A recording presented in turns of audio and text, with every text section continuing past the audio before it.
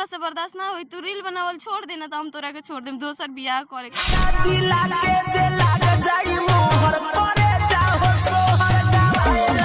वो बच्चा बाटे सब भूखे एने ओने घूमे तो आज घर में एको चावल नहीं खे अब उनका कोनो था पता ना दर्द देलु दिल पहम वायरल भइले बानी रे उनके नाम बाटे बार बार धरे में दिक्कत लागल और जब झगड़ा झुगड़ी करलन तब हम सोचनी कि अब मने चेहरा वायरल हो गया ऊपर बस ऊपर चढ़ जाना ऊपर ठीक ठाक डोला शादी करके आओ तुरंत फिर कहेंगे दोनों पत्नी रहेम लनी कि सिंगले रहेम दोनों आदमी कैसे रह सकल छोटा बड़ी गरमी तू कूल कर हो बनाना सेब खाई। यार आप सभी का स्वागत है।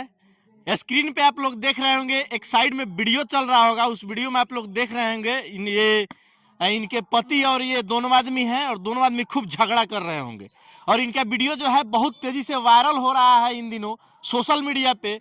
और आज हम पहुंच चुके हैं इन्हीं के पास। सुनने में आया है कि इनका पति इनको छोड़ दिए हैं रील बनाने के चलते, क्योंकि ये रील बना रही थी, इनका पति मना कर रहे थे कि तुम रील नहीं बनाओ और ये नहीं मानी। उसके बाद से जो है इनका पति छोड़ के चले गए हैं। आज ये अकेली है, तो आइए जानते हैं कि आखिर कारण क्या है इनको छोड़ने का। काहे छोड़ दिले बनी और पति वो छोड़ दिले बनी कहत रहनी कि रील बनावल छोड़ देना तो हम तोरा के छोड़ देम तो हम समझनी कि माने उस समय वो आईडी जौनी बेर अपने नाम से बना के देले ना रील हम बनाए के चाहत रहनी ताकि गांव समाज के लोग हमरा के का कही बिहाने से लोग कहे लगी नचनिया भाई बहू बा ई सोच के अभी ये सब हम ना बनावित रहनी नु तो हमार पति कहलन कि ना हम जब साथे बनी तो हमरा के लोग काथी कही हम बानी साथे तो लोग काथी कही लोग खाए ला दे दी। तो हम कहनी ठीक बाटे तो वो अपने नाम से आईडी हमरा के बना के दे देले ना अभिमन्यु तिवारी के नाम से यूट्यूब पर फेसबुक पर इंस्टाग्राम पर सब जगह पर। अब मतलब जब वायरल हो गल वीडियो तो अब कोई दिन गांव में जाइले तो लोग हमरा के कहले कथी कि एकरे पत्नी ना चले तो ई नचनिया के पति बा तो ये बाबू बा हमहू बेशक जाइले तो गांव के लोग अब जौन करम उहे नु कही दोसर थोड़े कही। तो गांव वाला सब मतलब नचनिया मतलब जौना के जैसन महू वैसन बोली तो बर्दाश्त करके तो हम चल आते, लेकिन वो कहत रहन कि अब हमरा से बर्दाश्त ना होई तू रील बनावल छोड़ देना तो हम तोरा के छोड़ देम दोसर बियाह करे के। हम की दे के घर से बाहर रहन के 10-15 दिन आज हो गेल घर से बाहर चल गेले ना आवित ना है ना फोन ना कुछ सब घर में मोबाइल छोड़ के गेल है ना। आप लोग को बता दे हम कि इनके पति इनका आईडी बनाते हैं इंस्टाग्राम पे, फेसबुक पे, यूट्यूब पे और आईडी बना के इनको देते हैं कि लो मेरी पत्नी और तुम जो है रील बनाओ और जो है लोगों को नाच के दिखाओ। जब ये रील बनाने लगती हैं सोशल मीडिया पे डालने लगती हैं और जो है लगातार जबरदस्त वायरल हो जाती हैं, वायरल होने के बाद गांव के लोग इनके पति को ताना मारते हैं, इनको भी ताना मारते हैं और उसके बाद से इनका पति को जो है शर्म आता है। शर्म आने के बाद मना करते हैं इनको कि तुम रील बनाना छोड़ दो, लेकिन ये क्या करती हैं कि रील बनाना नहीं छोड़ती हैं। कारण है कि जब हम इतना वायरल हो गए तो इस रील से कुछ पैसा कमा लें और उसके बाद से ये नहीं मानी। नहीं मानने के बाद इनका पति आज छोड़ के चले गए हैं। जीवन यापन कैसे चलता है? अब जीवन की क्या बताई, 3 गो बच्चा बाटे सब भूखे एने ओने घूमे तो आज घर में एको चावल नहीं खे। अब उनका कोनो था पता नहीं के कि कहाँ बाड़न ना बाड़न कोनो ठीक नहीं के केहू गांव वाला भी आगे पीछे नहीं के। गांव वाला घर वाला भी सपोर्ट नहीं के करत कहत बा कि नाचे तरल हो जब ठीक भेल भले क के आई दोसर क के आई ठीक बाटे सब। ये बात बारे रंग के ताना है और पहले से लोग ज्यादा और मारे था ताना मारता लोग। जियल मुश्किल हो गइल बा, जियल मुश्किल हो गइल बा। अच्छा तो खाना पाना आज घर में अनाज नहीं खे तो केंग बाल बच्चा के पालन पोषण केंग चलता रुआ? खाना उना कहाँ से खाता नहीं? घरे से माई ले के थोड़ा देले रहलिन तो वे अभी बनई ताटे। देख सकते हैं इनका पति छोड़ चुके हैं इनको और जो है इनका स्थिति ये हो गया है कि घर में एक वक्त का अनाज नहीं है जिससे कि यह महिला जो है खाना बनाए और खाए और अपने बच्चों को खिलाए।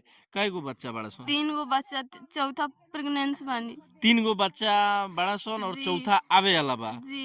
ये परिस्थिति में आपके पति छोड़ के आपको चले गए? छोड़ के चल गए रील बनावे के चक्कर में। जब ना बनावित रहनी तो वो समय मारपीट करके हमरा से रील बनवाइलन। मारपीट भी करत जी, रहे? रील बनवावे खातिर हम ना बनावे के चाहत रही, तो उस समय मारपीट के मतलब अपना नाम से आईडी बना के देखे अभिमन्यु तिवारी के नाम से हाँ। उनके नाम बाटे, बार बार धरे में दिक्कत लागल। और जब झगड़ा झुगड़ी करलन तब हम सोचनी कि अब मैंने चेहरा वायरल हो गल बा तो अपनो नाम से आईडी बनाएम तो कुछ चली, तो मधु तिवारी 9955 यूट्यूब पर सिर्फ हम डाली, बाकी उतना लोग ना चाहे हमरा के, लेकिन उनकर चैनल से सब लोग देखा ले, तो हम सोचनी कि चली दोनों चैनल चलाएम। तो फोड़ फाड़ के एगो मोबाइल फोड़ देलन, दोनों छोड़ के चल गए बड़न, दोनों आईडी हम ही चलाई ले। लेकिन अभी पब्लिक के हाथ में बाकी, अब हम खाना खाए कि भूखे मरी, अभी तो ये पब्लिक लोग बताई।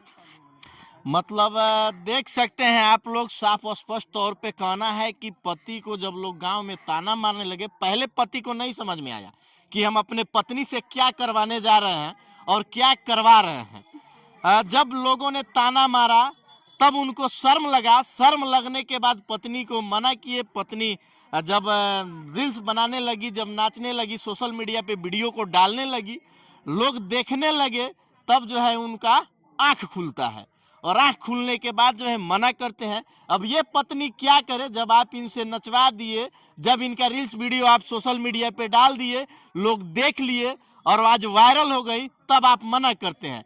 कहीं ना कहीं कमी जो है थोड़ा सा इनका भी है और कमी जो है इनके पति में भी है, जिसके कारण से आज हालात ये बना हुआ है कि इनके पास एक वक्त के खाने के लिए अनाज नहीं है घर में। क्या बताएं, गलती इनका भी है कि अगर जब पति मना किया तो उस समय इनको रील बनाना बंद कर देना चाहिए, क्योंकि पति से बड़ा रील नहीं है। क्या ये बात सही बात है, वो समय तो हम ना बनावित रही, तो वो समय मारपीट बलू जबरदस्ती बनावे के बाद तो घर में राखम, ना बनेबे तो घर में ना राखम, तो वो समय हम मारपीट सब सह के तब रील बनैनी। जब वायरल हो गई तो अब कोई दिन कि हम रील ना बनावे दे, हम तब कैसे हम करी, हमरा तो कुछ समझ में नहीं क्या। जब ना कुछ भी रहे तो लोग नचनिया बोलक, तब तक उनका बर्दाश्त भेल। अब जब मैंने कुछ होको चाहे ना होको 10 गो लोग चीने लागल, तब हमरे के छोड़ के चल गेलन, तब हमार कौन दोष बाटे। देख सकते हैं, जितनी पत्नियां हैं जो रील्स बनाती हैं, पति के मना करने पे नहीं मानती हैं, उनका भी हाल हो सकता है कि भविष्य में ऐसा हो जाए। इससे सीख मिलता है कि पति अगर मना करता है तो आप वीडियो नहीं बनाएं। लेकिन जो है आज रील्स बनाने का होड़ मचा हुआ है सोशल मीडिया पे, लोग धड़ल्ले से रील बना रहे हैं, डाल रहे हैं। आज उसी का एक नमूना है, ये देख सकते हैं आज हालात इनके साथ कितना गंभीर बना हुआ है। अच्छा, पता होता चलल है कि ना कि पति कहाँ बानी अभी? ना कोनो कहीं पता कोनो ना पता ना चलल चलल ना, है। उ खाली घर से कह के गेलन कि हम महीना दिन में होको चाहे 15 दिन में, लेकिन हम शादी कह के 20 तारीख से, ई 20 के होई तो होई ना, तो अगला 15 तारीख ले वोट बाद हम कर के घर में शादी करिए के आएम, तो आएम, ना तो ऐसे ना आए। शादी करके धमकी भी दे गेल बा हाँ। कि शादी करके हम करिए आएम के आएम, हाँ। अगला 15 तारीख तो। हाँ। अच्छा, अगर शादी कर लेता रहन तब केंगा होई? तब हम कैसे बताएं कि होई, अब उनकर मन जाने गेल। तो अगर शादी करके आओ तरन तब फिर केंगा दोनों पत्नी रहेम लनी कि सिंगले रहेम? दोनों आदमी कैसे रह सकले, एक लन दो आदमी कैसे रह सकी। अच्छा, मतलब कुछ सोचले न हो कि पति आकि खाली धमकी उमकी दे गइल बड़न शादी उदी ना करियन? अब तो ये पता नहीं के, लेकिन वो सिर्फ खाली कह के गेल बड़न कि हम बिना शादी कर ले ना आएम, फोन उन कुछ बात ना उखले। हाँ। उ कह के गेल बड़न घर में से कि हम बिना शादी कर ले, अभी गांव में घर में लातो ना धरम। अइबे ना करे? हाँ, अइबे ना करे। मतलब कहल जाए तो ई सही बात बा कि बिना शादी कइले उ नहीं खना ना। सकत जब छोड़ के चल गेल बड़न तो। हाँ, उ कह दिन कि हम शादी करिए के आएम। करिए कोनो के। कोनो माने गांव के लोग से कहीं कहीं बतियालन, तो जौन लोग से बतियालन तो उन लोग कहले कि अब दूसर सौती नहीं तो ठीक करी है, यो माने बड़ा नाचत रहलू, बात न मानलू तब तोर उपाय ठीक लागी है लगी हो लगी। मतलब आज भी लोग वो बेरा भी से बेरा शुरुआत बेरे वो बेरा भी लोग ताना मारत रहे, अभी भी ये बेरा और ज्यादा लोग ताना मारता गांव के जी, लोग। जी जौन पत्नी लोग बा जौन की रील से बेरा बना के सोशल मीडिया पे डालता, ओकरा से क्या कहेम कि रील्स बनावे के चाही कि ना बनावे के चाही? आज रुआ साथे ही स्थिति बनल बा। हर पति एके लेखा थोड़े बाटे, हर पति एके जैसे नहीं के। अगर हर पत्नी एके लेखा रही तो आज खेसारी भैया इतना दूर ना गेल रहतन, आज पवन भैया इतना सुपरस्टार ना बन रहतन, उनको बाप मतारी रहे, उनको के केहू लमंडा बोलले हुई पहले। हाँ। तब न जाके आगे बढ़ल बड़न। देख सकते हैं स्क्रीन पे वो वीडियो हम लगातार चला रहे थे, जो इनके और इनके पति के बीच जबरदस्त लड़ाई झगड़ा चल रहा था, वो दौर था। और वह वीडियो जो है लगातार सोशल मीडिया पे धड़ल्ले से वायरल हो रहा था। आज स्थिति ये बन गई है, वीडियो में आप सब लोगों ने देखा है। बाकी इनके बारे में आप लोग क्या सोचते हैं? क्या इस तरह से होना चाहिए, नहीं होना चाहिए? पति की गलती है या पत्नी की गलती है? कमेंट में ज़रूर बताइएगा। फिर हम लोग दिखाने का प्रयास करेंगे, क्योंकि इनका कहना है कि पति बोल के गए हैं घर से कि अगले 15 तारीख तक हम फिर शादी करके और पत्नी को लेकर आएंगे। अब आते हैं तो हम लोग को अगर सूचना मिलती है तो दिखाने का पूरा प्रयास करेंगे कि उस वक्त की जो कहानी होती है वो किस तरह से होती है।